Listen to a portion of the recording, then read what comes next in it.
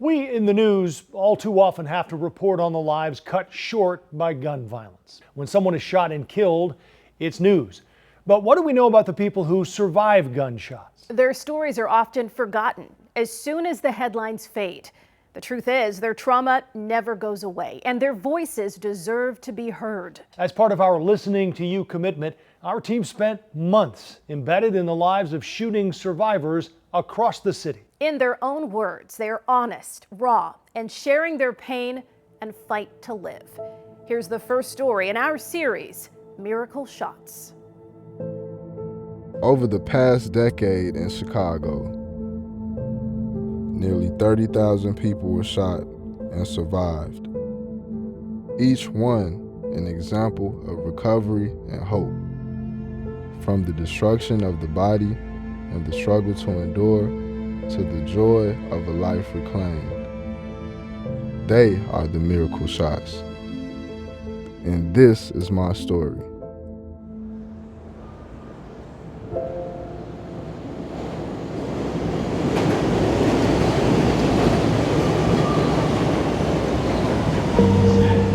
was kind of like an out-of-body experience as it was happening. A lot of people have a lot of demons and things that they face.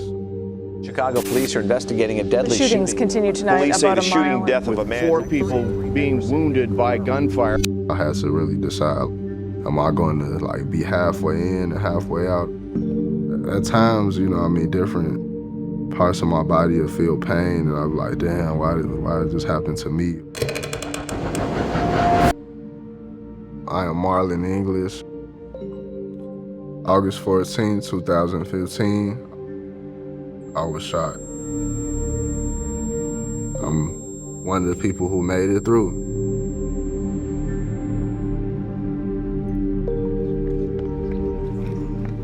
So I'm doing these larger soil blocks. And it reminds me of being a child and playing in dirt, you know what I mean? This is very meditative too, this part of my work, I could spend hours doing this. I'm an urban farmer from the south side of Chicago. I feel like you wouldn't know I was a farmer unless you really knew me. My story is slightly different than a lot of people who I grew up with. For the most part, my childhood was pretty normal. I had family at home, working class people. I didn't know I was poor until I was in high school. So for the most part, everything was taken care of. I saw my mother struggle because of her disability. She was legally blind. She did the best that she could and the best that she knew how. She would never let me bring no money into the household. She didn't put that kind of pressure on me, but I did want to have my own money and have my own things going on. So that's the pressure that I felt for me to be self-sufficient. The neighborhood that we moved to when I was 9 years old, I want to say, wasn't the safest neighborhood. People selling drugs and fighting and arguing and gambling. The environment may not have been the safest, but it taught us how to pay attention.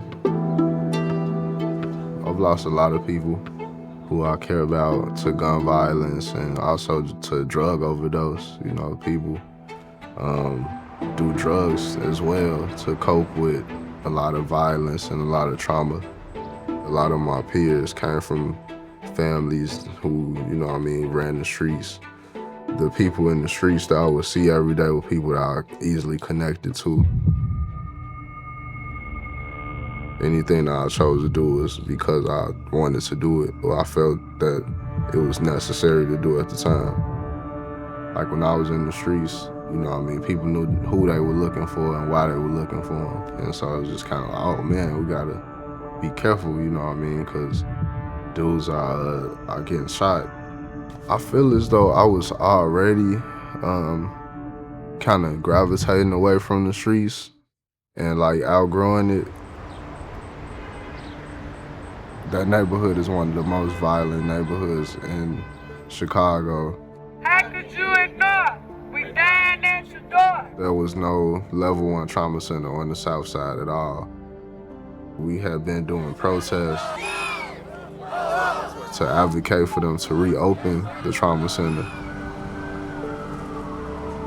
And when I say I was stuck between two worlds, that me being in the streets and me being like an activist, those things kind of collided on that day. So I ended up on the phone with a homie from Woodlawn, and he told me to come by on 61st and Kimbart. He was gonna have a peace treaty because we had some infighting going on. So the day I got shot, I walked through this park in the direction going towards Stony Island, just to avoid being seen, and also so I can kind of blend in with my surroundings a lot better. I would say that's the scenic route. I didn't want to be in like visible places. That was routes people could take and something can happen. Setting up to have a peace treaty. In the process of us preparing to do that, something jumped off. A van had drove up as we discussing it, and they started shooting. I had no like connection or no close affiliations with any of those guys. They saw all us gathered and they was, oh man, we see all these dudes and we can get them, we scored. I felt as though like I was like I astro projected and watched myself be shot in slow motion. I can remember it feeling like a very hot sensation. It felt very hot. My adrenaline was rushing. So one of the bullet wounds went through my wrist, like my wrist right here, and it came out the back of my hand. And so the bones in the back of my hand is shattered, and they told me my hand would never be the same. When I saw it, my shirt had a rip through it, I was like, oh God, I'm shot in the stomach. Yeah, I was in shock. The bullet went through my stomach. It affected my bladder and my kidney. So we had done research to see where the trauma centers were. A lot of people have died on the way to the hospital due to the fact that it's such a long travel. So I had known that I wasn't going to the hospital nowhere close. The pain that I was feeling, I just wanted it all to end at the time. I was just like, are we there yet? Like, how far are we? I kept asking the paramedics, like, where are we or how far are we? You know what I mean? I was real concerned about getting there and getting in surgery. From August until February, I was on the mend. It was points in time when I couldn't really stand up straight.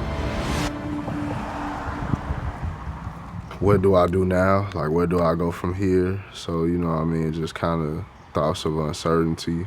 It slowed me down, and at that time, I needed something to slow me down. So this is a farm stand, so we got fruits and vegetables in there. To keep me away from what may occur if I continue to live that kind of lifestyle. I had to really decide, like, okay, am I going to like be halfway in and halfway out, or am I just going to fall back? And I decided to fall back.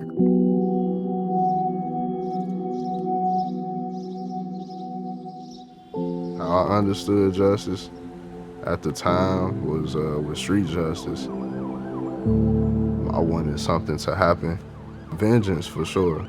The way I looked at it back then is totally different than I see it now. I got a lot of things to lose, and I got purpose. So, yeah, Thank you so much. No problem. I've been here since 2018, working at the community garden, managing it, and seeing it go through so many different phases and take on so many different battles. Thank you. You're welcome. Thank you, Dad. All right, have a good one. A lot of neighborhoods on the south side and west side lack places for like fresh produce and vegetables. It's more so about food sovereignty. So like providing access for folks with land and education on how to cultivate land. It provides me with a lot of purpose and a lot of responsibility. Yeah. Patience, for sure. I just was hoping that I didn't have to deal with so much pain for so long. You didn't give her birthday links? Could have been dead, so I was happy. I was grateful, you know what I mean? I was happy that I wasn't dead. I got people who want the best for me. I want the best for me. Fight, fight, fight, 'cause healthcare is a human right. Fight, fight, fight, 'cause healthcare is a human right. Activists claim victory in a 5-year fight for a Southside Trauma Center.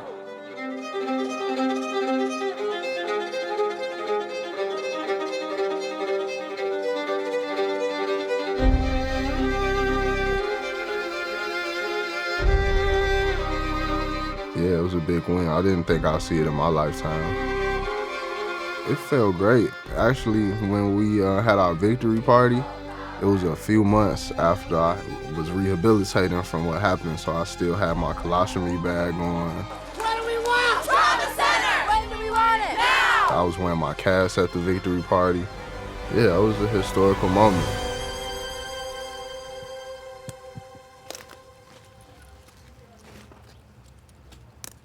I'm in a place where I want to learn how to be more merciful and more empathetic for people.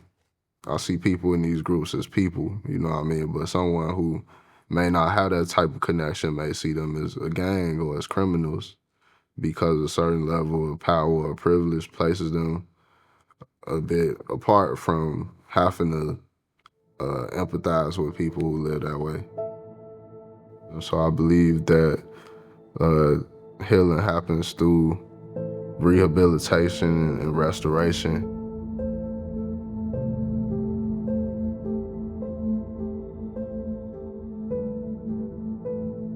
Some people, they feel like they're at peace because someone is in jail.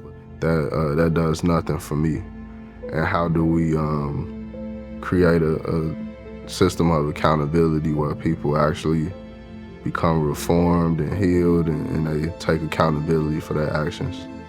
Find ways to solve conflict outside of picking a gun up and just figure out strategies to keep each other safe and to do community care in a better way than we have been.